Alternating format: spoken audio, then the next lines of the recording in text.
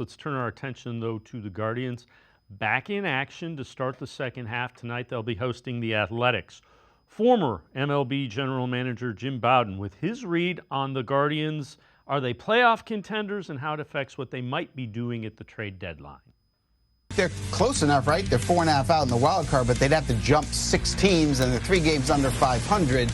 And quite frankly, to me, they don't look like a playoff team. Their pitching is 18th in the sport in ERA and 26 in runs scored out of 30 teams and 20th in home runs out of 30 teams. I mean, they missed the right side of the infield. In the offseason, they traded Josh Naylor to Arizona. They traded Andres Jimenez to Toronto, and those were two key pieces. And so, how do you rebound from that? Well, what I'm being told from opposing GMs is they are shopping Emmanuel Clase right now, their impact closer. They feel like Cade Smith could take over if they did move him. They're talking about moving on from Carlos Santana, the veteran that's kissing 40 years old right now, but still has some pop left. And they're even listening on Stephen Kwan that they're not intending to move the All-Star, but they will listen on him.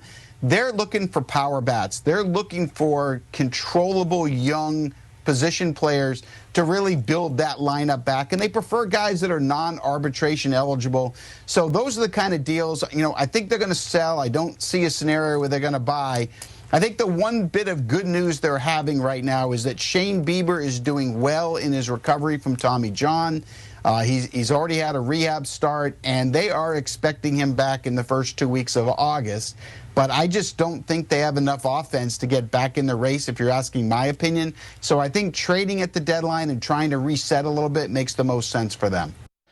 Yeah, I don't necessarily doubt that. The one thing that we heard from Paul Hoynes a couple days ago is he's talked to opposing general managers, and I have no reason to doubt Hoynes. He's been a beat reporter for a long time. He has the numbers, and opposing GMs are telling him they won't trade Emmanuel Clase or Cade Smith. So we'll see.